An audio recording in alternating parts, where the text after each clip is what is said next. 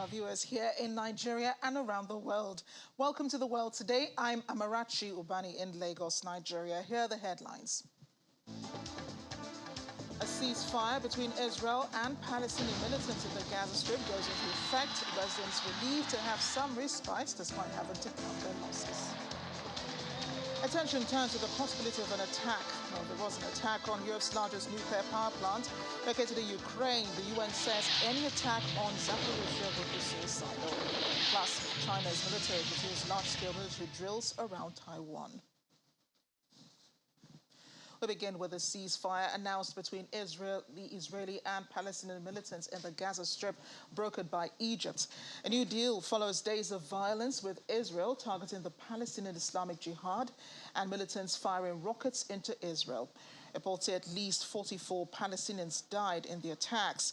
The Israeli Prime Minister's office announced the truce in a brief statement released on its social media account, but pointed out that if the agreement is violated, Israel maintains the right to respond strongly. Leader of the Palestinian Islamist Jihad, Ziad al-Nakala, attended a press briefing at Tehran earlier today to make the announcement, but also warned that PIJ will continue fighting if Israel breaks the agreement. Al-Nakala says Israeli forces did not reach its target of striking the PIJ in a military operation that lasted over 50 hours. The PIJ had created conditions for Israel to release the group's two captured leaders. Our latest data from the Israeli military show the PIJ had launched 935 rocket-assisted projectiles, of which 770 reached Israeli territory. Israel intercepted some 300 projectiles, while the rest reached depopulated areas. They were injured. 3 were injured by debris of those projectiles. This morning, Israel began lifting its blockade of the Gaza Strip, allowing the first fuel tanks into the city. But despite the ceasefire, some Gazans and Israelis still sound weary of the situation in the Gaza Strip. The human cost of the attacks in Gaza, a narrow coastal strip where some 2.3 million people live under blockade from both Israel and Egypt, was nonetheless heavy. On the Israeli side, there were no serious casualties, all thanks to the Iron Dome air defense system, which officials say had a success rate of around 96% in intercepting rockets from Gaza.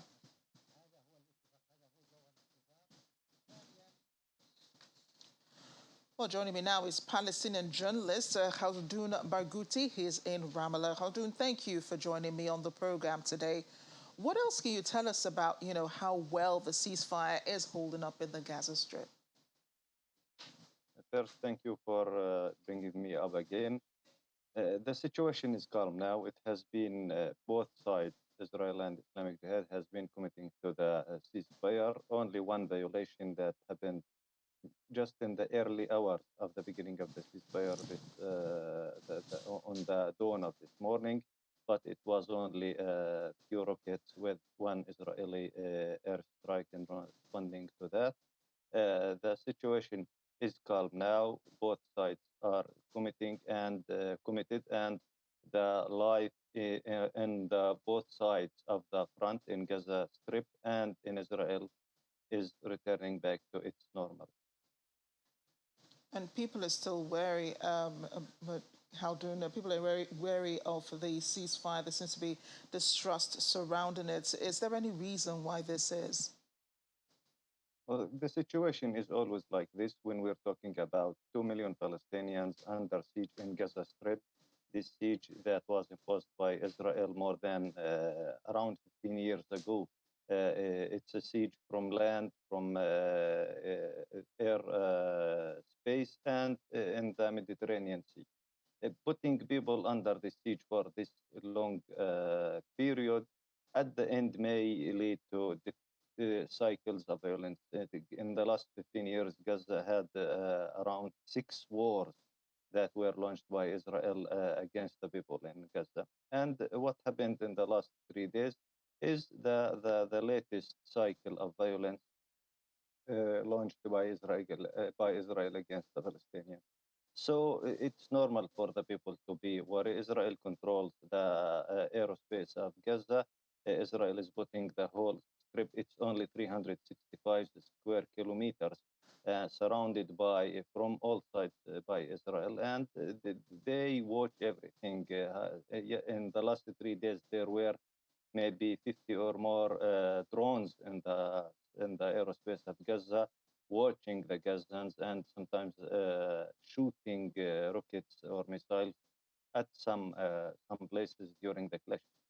So people under occupation can't live normal life, and violence is the only, let's say, description occupation can be described by.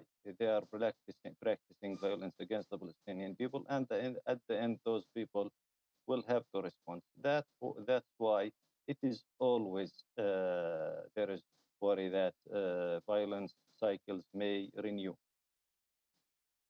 Indeed. And I'm wondering, if some of the wariness of this ceasefire could have had anything to do with the fact that there were attacks up until midnight of Sunday.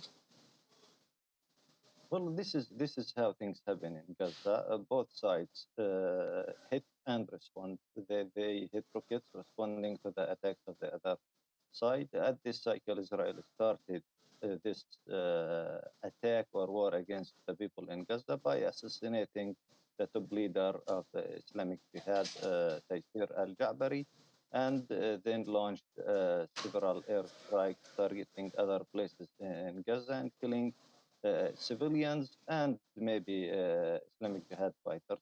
But at the end, Israel is the occupation force according to the international law, according to United Nations and Security Council resolutions, and it's practicing this violence with the frame of this illegal occupation. So it's not new for the Palestinians to be under this fire. We had it a few years or several years in the West Bank, and we still have it almost every day by Israeli breaking into the Palestinian cities in the West Bank, cities, villages, and towns, and refugee camps. And in Gaza, it has the form of these little wars, if we can call it, against the 2 million people under besiege. I can't imagine what it's like living under siege, Khalda Haldoun. But how well do we know these Israeli and Palestinian militant groups have signed this truce with the UN and Egypt's president? I mean, representatives from the UN and Egypt's president at the time that it was agreed. Well, it's not between military groups. It's between an Israeli state army and Palestinian resistant movements in Gaza Strip.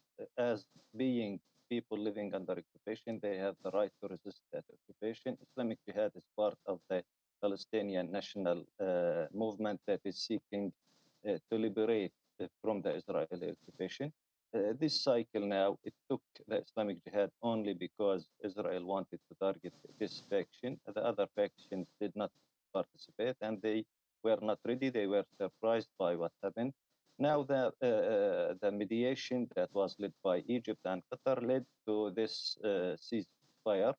It's not an official signed agreement. It's a mediation that both sides agreed to ceasefire. Each one claimed that he has his conditions, and they requested the two, Islamic Jihad requested the two prisoners to be released from Islamic Jihad, the one who was arrested last week and in a very humiliating way, and he's a top leader in the Islamic Jihad in the West Bank. And this is what led to the tension that led to this cycle of violence. The other one is a Palestinian political prisoner in the under what is called administrative detention. This law is a British mandate law that allows Israel to arrest the Palestinian without charges. They claim that they have something against him, but it is classified and it cannot be shown to him or no, neither to his lawyer, only the Israeli judge. And we're talking not about a civilian judge, it's a military judge with a top rank in a military court. This is where Palestinians are brought to in the Israeli military court, the occupation courts. You don't know why you are arrested, and you can be kept for years. The only way for those prisoners is to hunger strike in order to seek their freedom. This prisoner that Islamic Jihad requested him to be freed has been in hunger strike for more than 5 months now, and he's struggling for his life. So these are only the two simple demands: to release those who, one of them who was arrested in very humiliating way, and the other is someone who refuses to be arrested without charges, and he's on hunger strike seeking his freedom. Indeed. And as per the casualties, there were more than 40 Palestinians at least who died in the attacks over the previous days. Fewer numbers for Israel because of the Iron Dome. Have there been any apologies or reconciliations over the victims of this violence? Never. Israel kills the Palestinians and justifies this killing. It always justifies its killing. More than 2 months, Israeli soldiers killed Shireen Abu Akleh, Al Jazeera journalist in Jenin. Shireen Abu Akleh was my teacher during my study in the university, and I know her personally. She was meant to be killed by the Israeli soldiers, and Israel never apologized. Israel, with the cooperation with the Americans, decided that it's difficult to prove that the bullet that hit Shireen was an Israeli bullet, although the journalists who were with Shireen were standing in front of the Israeli soldiers, and the Israeli soldiers saw them, and they did not shoot that only bullet. They were shooting massive fire towards the journalists, and we saw that live on TVs and on the Al Jazeera cameraman who was with Shireen recorded that and documented that, and we all of us saw that. So Israel never apologizes for killing Palestinians. Israel deals with the Palestinians in very inhuman way. They dehumanize the Palestinians. That's why when they kill a Palestinian, they always have a justification for this killing. Even killing children can be justified by the Israelis. They will never apologize for that. This is what colonization always do. We do condole with you for Shireen's death. But the U.S. President Joe Biden has praised the truce. Has called for an investigation, though, into the reports of the civilian casualties. Is either side open to this? You know, an investigation, seeing that there's so much blame on either side? Well, the U.S. position from the beginning was supporting Israel and claiming that Israel has the right to self-defense, although Israel is the side that started this war against the people in Gaza. The U.S. position is always pro-Palestinian, pro-Israeli, sorry. When we talk about U.S. and how it deals with Israel, U.S. Shireen Abu Akleh was an American citizen, by the way, and she was killed by Israeli soldiers, but it was an Israeli investigation team that meant not to blame Israel for killing her. Israel killed an American citizen, and United States said that, well, it was kind of a friendly fire. They almost said that. They said, we can prove that she was killed by Israeli bullet, and if she was killed by Israeli bullet, they are sure that the Israeli soldiers did not mean to shoot Shireen Abu Akleh between her bulletproof helmet and bulletproof vest in a very behind her ear. It's only sniper who can do that, and the sniper who can do that knows who he is shooting at. He was shooting at a journalist wearing the blue TV vest and the helmet, the blue helmet that shows that she was a journalist. United States defending Israel killing an American citizen. When it comes to the people in Gaza, United States will be there to defend Israel also. Very interesting and quite deep and painful for you to have told us that. Thank you so much, Haldun. We appreciate you taking time to speak with us on the program today. Thank you for having me again.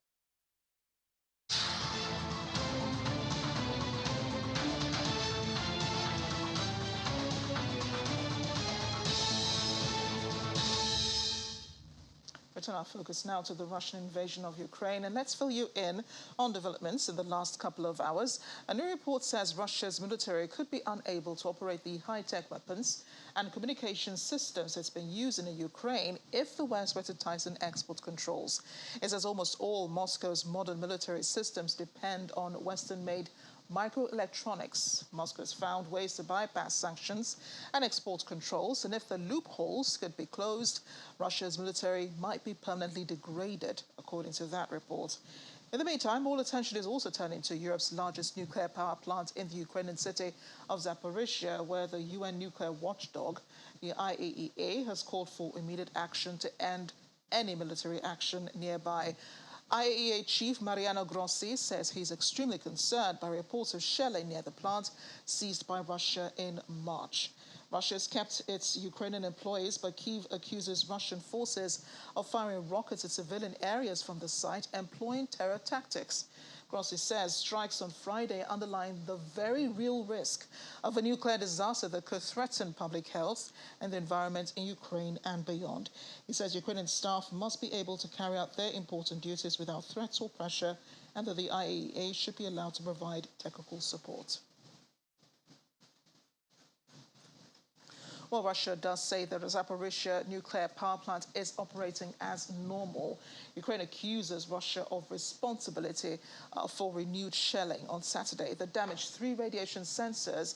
It also injured a worker at the plant in what was the second hit in consecutive days on the site. The region's Russian-installed authorities says Ukrainian forces hit the site with a multiple rocket launcher, damaging administrative buildings and an area near a storage facility.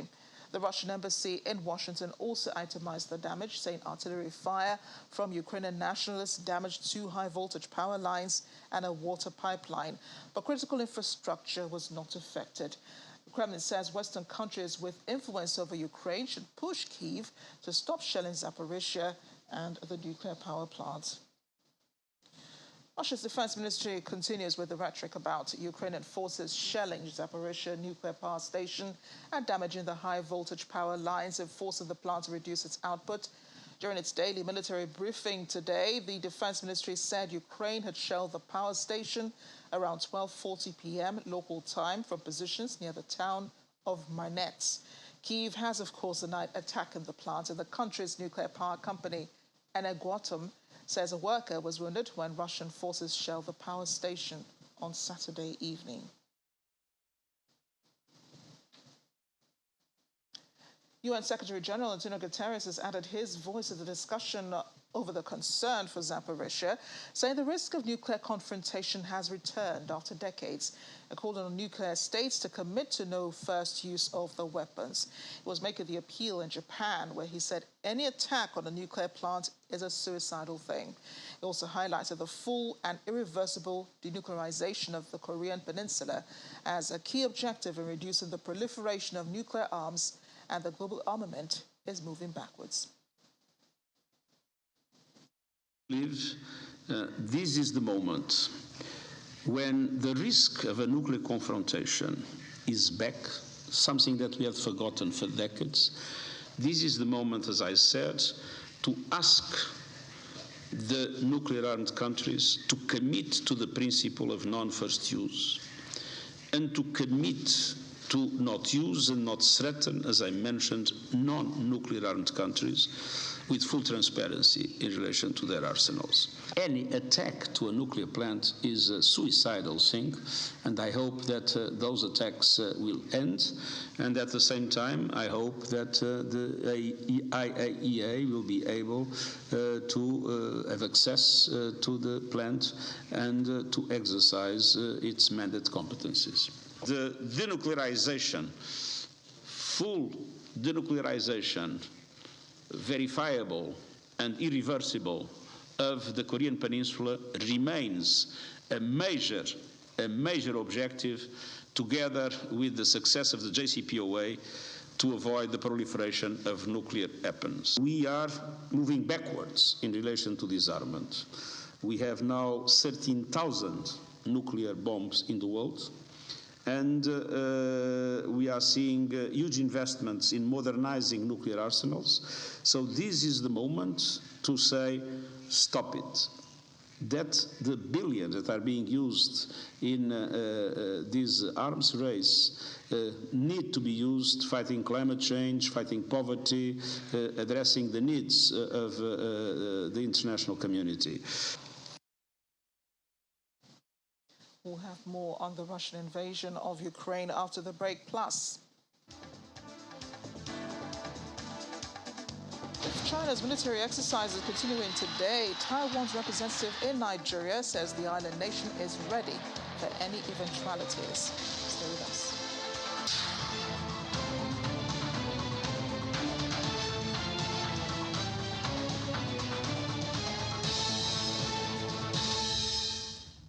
Welcome back. Russia's defense ministry says its forces have shot down 19 U.S.-made HIMARS missiles across eastern and southern Ukraine and destroyed HIMARS vehicles near the town of Kramatorsk. Russian Defense Ministry spokesperson Igor Konashnikov said this at a press briefing this morning that armed forces of the Russian Federation continue a special military operation in Ukraine. During the counter-battery fight, a battery of multiple rocket launchers, Hurricane in the Okeratin area, a battery of self-propelled artillery mounts Acacia in the area of Krasny, as well as combat vehicles of American rocket launchers HIMARS in the area of Kramatorsk were hit. In addition, 19 rockets from the American HIMARS multiple launch rocket system were shot down in the air in the areas of Suka-Kamyanka, Kharkiv region, Melitopol, Zaporizhia region, Antonivka, and Kherson region.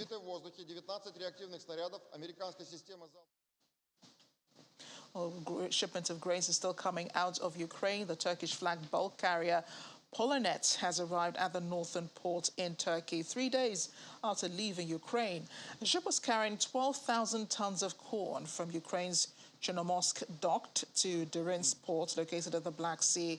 A ship is expected to unload its cargo at the port later today. The shipment is, of course, coming a couple of weeks after Russia and Ukraine signed a deal brokered by the United Nations and Turkey after warning that the halt in grain shipments caused by the conflict could lead to severe food shortages and even outbreaks of famine in parts of the world. The resumption of grain export is being overseen by the JCC in Istanbul, where Russian, Ukrainian, Turkish and UN personnel are working. Authorities in Finland say the country has registered a record number of asylum seekers following the Russian invasion of Ukraine, outstripping a previous high figure recorded during the 2015 refugee crisis. The Finnish Immigration Service said in a statement that by August 4, those fleeing Ukraine due to the Russian military attack had submitted over 35,000 applications for temporary protection, and that 1/3 of those fleeing Ukraine were children. Overall, more than 37,000 people are currently registered in the country's reception system, which is more than ever before. The Immigration Service says the previous record in the Nordic country, which borders Russia, was about 32,000. A service said it processed 33,480 applications for protection so far, meaning that about 95% of applicants have already received a decision on their case, where less than 1% not granted asylum.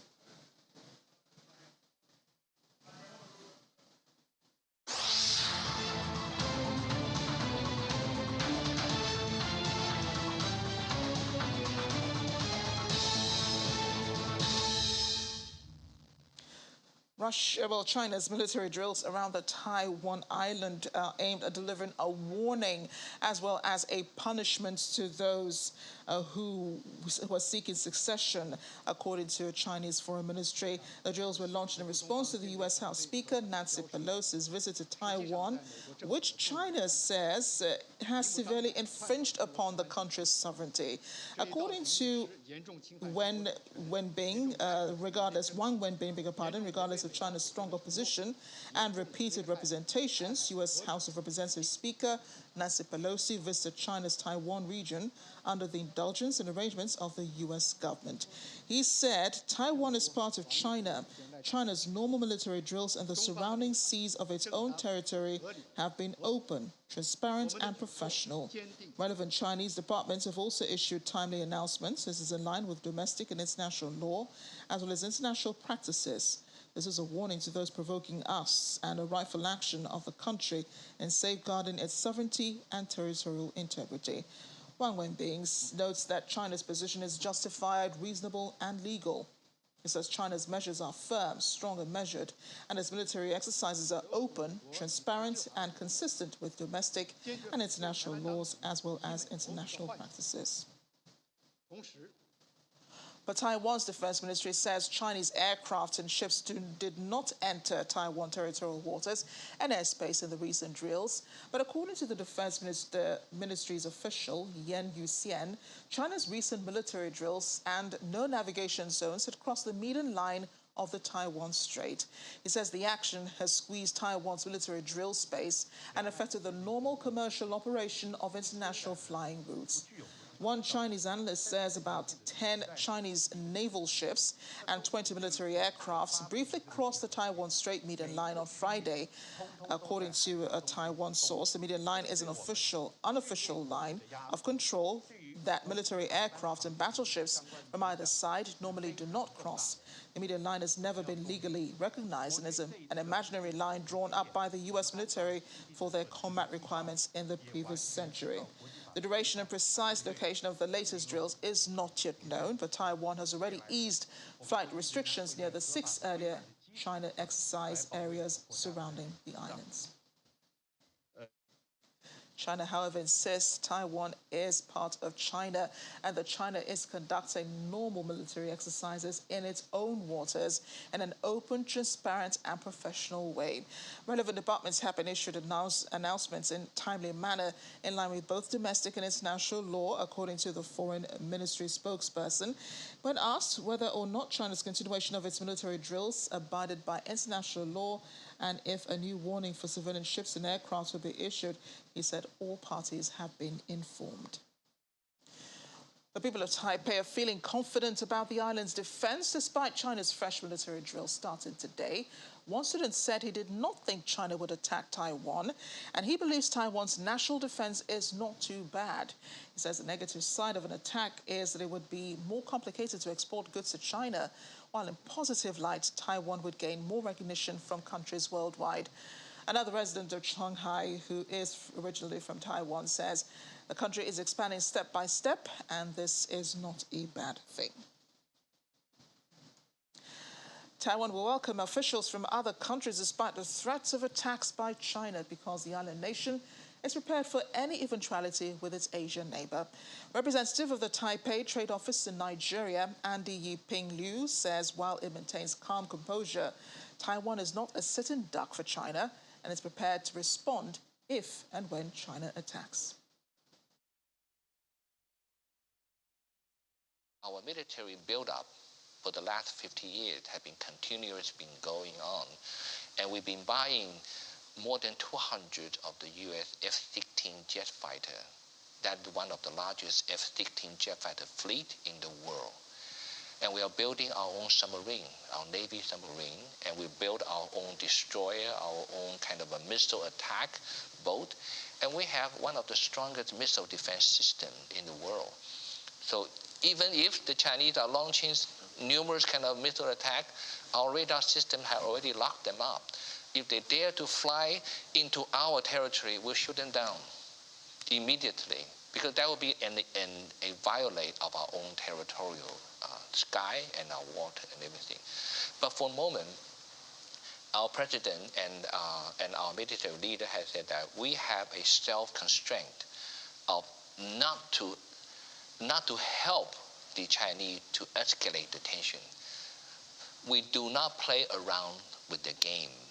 They play their own game. We just sit and stand still to watch them carefully. But if they dare to make any kind of move, we will fight them off. You can watch more on Representative Andy Yiping Liu's interview today. Later tonight, 11:30 p.m., right here on Channels Television, 8:30 p.m. on Sky 518 if you're in the UK.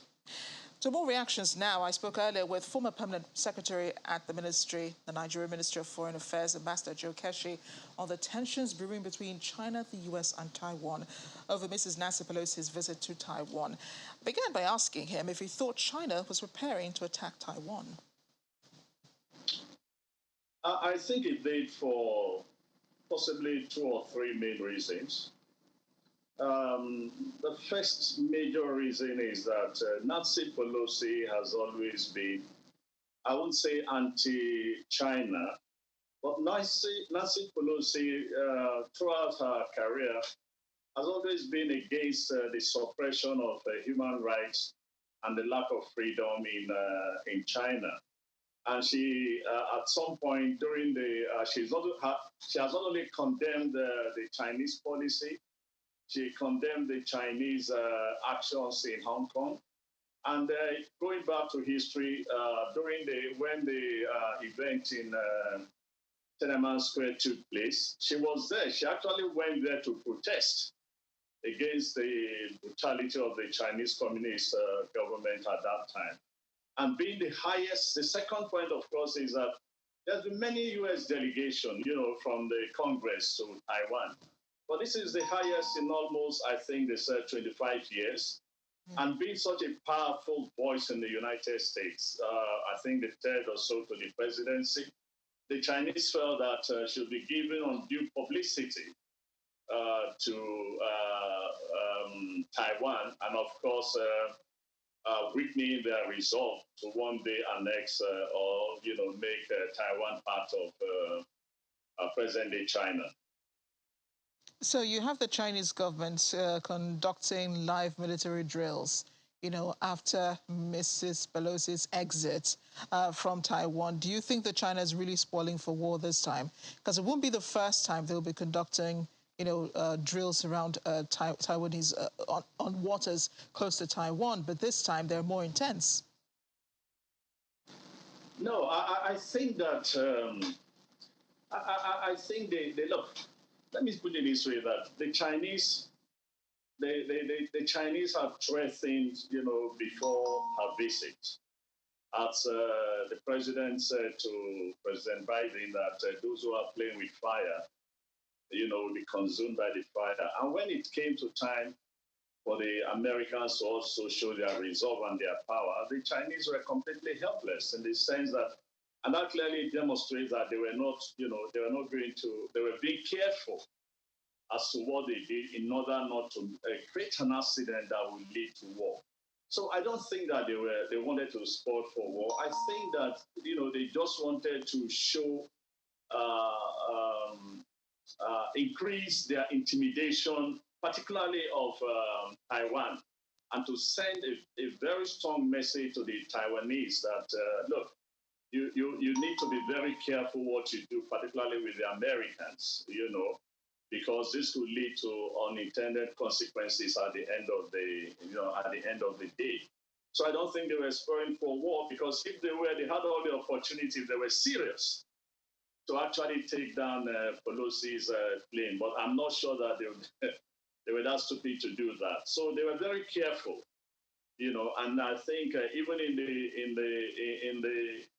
in encircling Taiwan, you could say that all they've been doing is shooting missiles left and right, but they've not made any strategic military move indicating that war is imminent or taking over of Taiwan is imminent. I think they've been careful, and I think they just need to calm down at the end of the day. Yeah, and some people also think that, China is borrowing a leaf from the Russian invasion of Ukraine. Do you also agree? My advice would be that they better read that leaf very well. They should read that leaf very well, because, the Russians thought that it would be very easy. Just go in and overrun Ukraine. It has not turned out to be true. And the Chinese should be, very, very careful, because the Taiwanese are equally determined to defend their, quote and unquote, their territorial integrity. So this is a nation that has existed, whether you call it a nation or whatever you call it, part of China.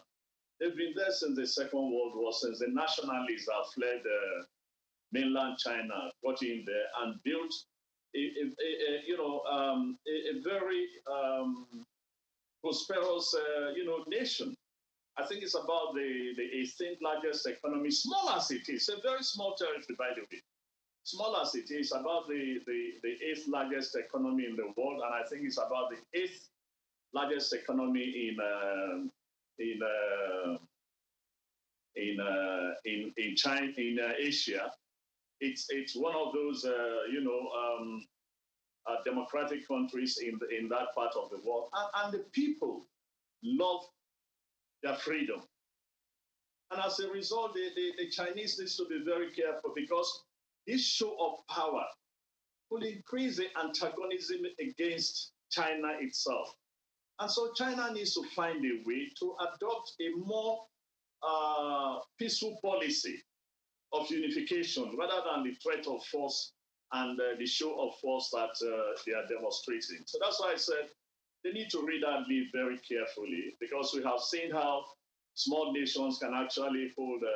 Ukraine is holding Russia longer than anybody thought. They could stand the Russian onslaught, and nobody should overestimate the ability of the Taiwanese to defend themselves. Yeah, they might lose because they're very small. They don't have the population. But look, the Chinese should emulate what's going on between South and North Korea. There's some peaceful dialogue going on about unification. It's not going to happen soon, but at least, yes, the state of war is there, but at the end of the day, they are talking and hoping that it could be a peaceful unification.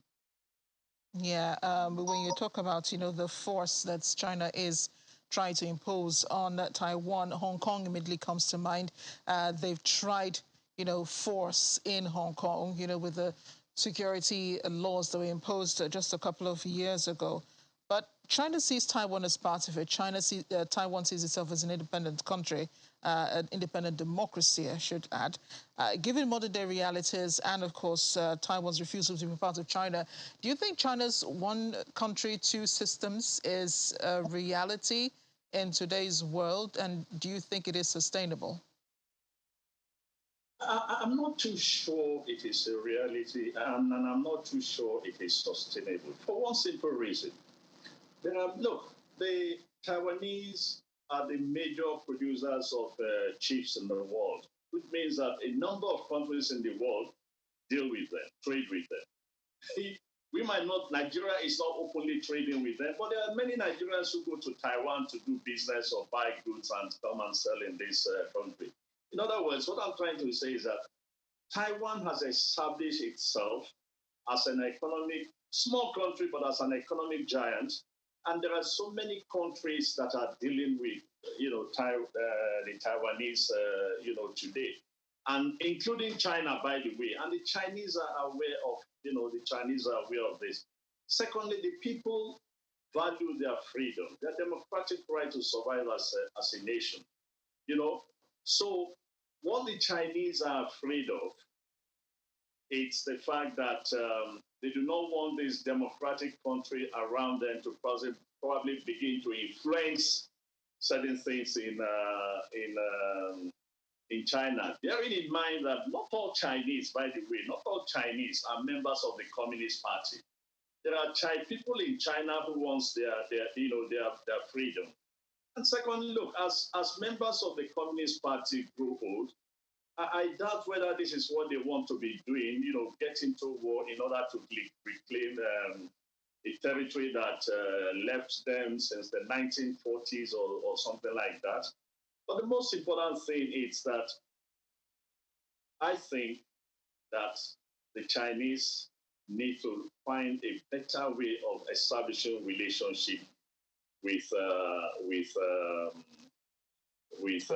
Taiwan, no matter the emotion, the nationalist feelings involved. There should be a way that they can live together, cooperate together, and continue to exist as two. They can exist as one or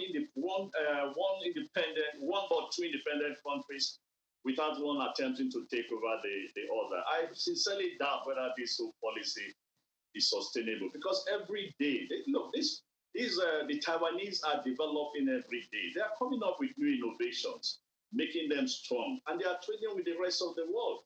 So China will be hard-pressed to go in there and destroy, the system itself and destroy the country itself. Just before we go, very quickly, yes or no, do you think that African countries should remain neutral in this situation? Amarachi, I don't know whether I've said this, on your program before, but let me say this, that silence It's a policy.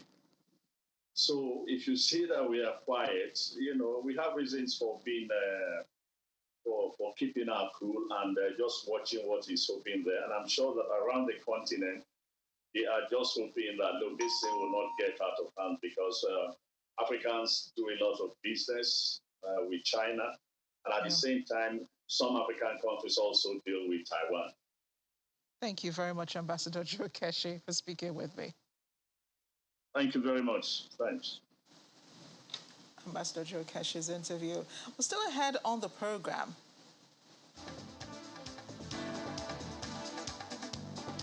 It's tomorrow and preparations are ongoing for the Kenyan presidential election. Stay with us.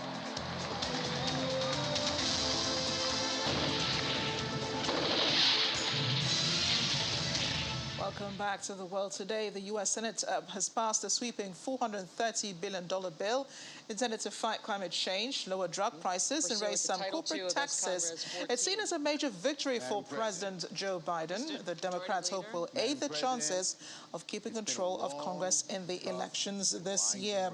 After a marathon two-day weekend session of debate and Republican efforts to derail the package, the Senate approved the legislation known as the Inflation Reduction Act by a 51-50 party line vote, which, with Vice President Kamala Harris casting the tie-breaking ballot. The action sends a measure on to the White House, to the House of Representatives for an expected Friday vote that could forward it in turn to the White House for President Biden's signature.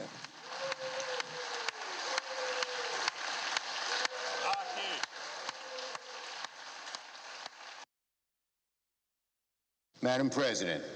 Mr. Majority Leader. Madam President, it's been a long, tough, and winding road. But at last, we have arrived. I know it's been a long day and a long night, but we've gotten it done.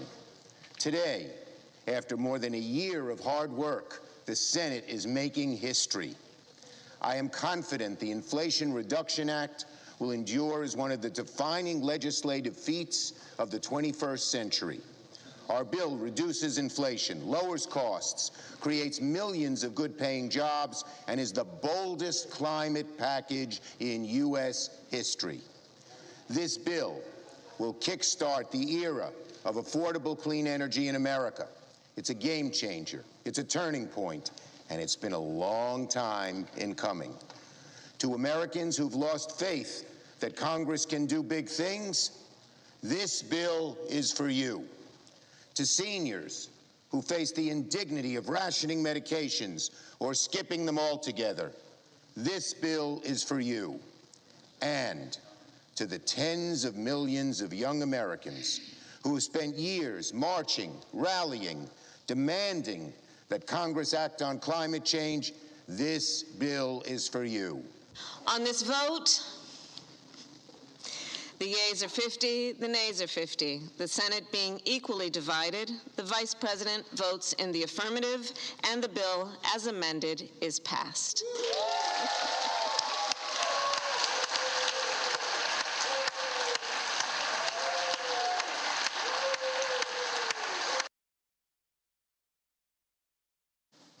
There were many reactions pouring in following the sweeping billion-dollar bill intended to fight climate change. Senate Majority Leader Chuck Schumer later spoke to the press, saying he was elated and that the passage of the legislation will mean a better place for his grandchildren. The legislation is aimed at reducing carbon emissions, shifting consumers to green energy, while cutting prescription drug costs for the elderly and tightening enforcement on taxes for corporations and the wealthy. In the meantime, on the effects of climate change, glaciers in the Alps have vanished at a record high rate as extreme heat waves hit most parts of Europe this summer. World-class ski resort Zermatt at the foot of the Matterhorn, famous for its hiking and ski regions, is Europe's largest and highest-lying summer skiing region and receives tourists from all over the world every year. This year, however, the resort has seen fewer skiers, beg your pardon, it's tongue twisting. At summer, the temperature is in Zermatt surged to 30 degrees Celsius as temperatures in the Alps are warming at around 0.3 degrees Celsius per decade, around twice as fast as the global average. Glaciers in the entire Alps region are retreating, with the glaciers near St. Moritz, a high alpine resort town in Switzerland, retreating by about 5 centimeters a day. Vanishing glacier has taken its toll on local businesses. Glacier is not good for this year, too warm. We've been spending time in Italy near Mount Blanc, and it's been very, very hot. It's been over 90 degrees Fahrenheit, 95, which is, let's say 36 centigrade. It looks kind of sad, because the snow is sort of dirty and it's not crisp. In the last 15 years, 20 years, the glacier changed a lot. You can imagine that here the glacier go down more than 10 meters. Then now is a very special summer because it's very, very warm. So for the glacier is a big problem. And the second problem is that in the winter we don't have the snow. There was no snow. So no snow in the winter and a lot of warm, too hot in the summer, the glacier disappeared. And this is a very big problem for everybody. 80% of my business is finished because there is nobody that come up. Well, Cuba's been struggling for 3 days to contain a fire at a sprawling fuel depot on the northern coast that has killed at least 1 person and injured 12 others and cast a shadow over the island's already struggling power shortage. A tanker at the fuel farm near the port of Matanzas was engulfed in a huge blaze following a lightning strike at 3 p.m. on Friday, local time. The fire reached a second tank on Saturday morning and triggered a series of explosions. The blaze engulfing the first tank was extinguished later on Sunday, with white smoke still billowing, but the fire on the second one is still spreading. Cuban firefighters were joined by Mexican and Venezuelan specialists on Sunday to tame the blaze and keep it from spreading to nearby tanks and installations. The governor of Matanas province, Mario Sabines Lorenzo, says a first tank will be to keep the third oil storage tank from being damaged. The one next to the strongest fire. So far, some 5,000 residents have been evacuated from the area, according to official data.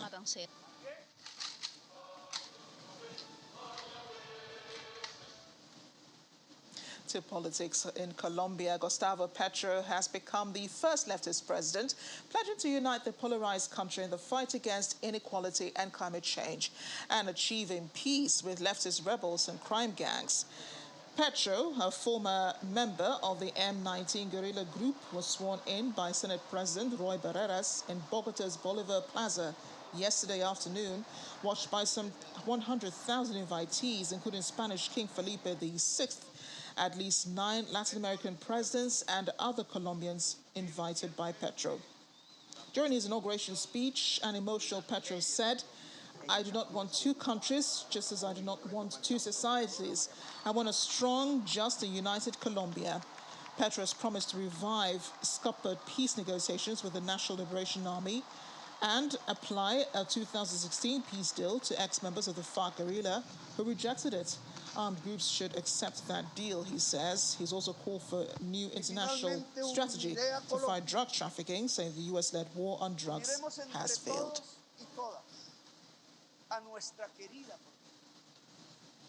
Right here on the continent, staff from Kenya's Independent Boundaries and Electoral Commission have been checking and distributing electoral materials to polling stations ahead of tomorrow's vote. Security has also been stepped up in much of the country, with dozens of policemen deployed to polling stations. Kenyans will be voting in what is expected to be a very tight presidential race, choosing between Deputy President and Kenya Kwanza presidential candidate William Ruto and, of course, veteran opposition leader Raila Odinga of Azimio La Umoja coalition.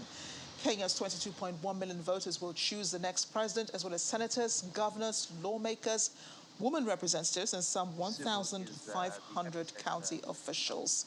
Much earlier, my colleague Layo Olarinde spoke to a Kenyan journalist, Abi Agina, in Nairobi about the preparations and the atmosphere and expectations for tomorrow's vote. The Electoral Commission has put all systems in place, and they are looking forward to a very successful election come tomorrow. So far, we've also established that security remains relatively high in this part of the country. And of course, the locals here are very excited. They're looking forward to casting their votes tomorrow. Majority of them saying that they'll be up and early to ensure that they cast their ballots in good time. And in regards to this region, we are looking at a region that commands close to almost 3 million votes, which the Raila Odinga will be keenly looking to garner and ensure a high voter turnout, because it has a big impact on the vote numbers that he looks to get to become the 5th president. Of course, the contenders in the race also, we have Deputy President, the incumbent, William Ruto, who's also eyeing to get some votes from this region, especially the region that touches around Kisii, Migori. The Deputy President's camp has also been very on the spot in regards to putting the Electoral Commission, calling on them to ensure that they maintain a free and fair and credible election. They have, of course, raised concerns about a couple of issues, one of them being the issue around the local chiefs. They had indicated that the chiefs, he had actually alleged that the chiefs have been holding night meetings to plan for the issuance of this year in Kenya, call them ID cards. So they have made several claims as to a potential plan by the government to rig elections. Of course, the government security apparatus have come out trashing these claims, saying that they have no basis, they have no evidence, and they have, of course, maintained their ground that this election will be conducted within the precincts of the law, and they will ensure that they deliver credible elections. Abia Gina is reporting from Kisumu Province, Mr. Raila Odinga's hometown. Will be following the elections through his eyes. Thanks for watching. I'm Amarachi Ubani. See you next time.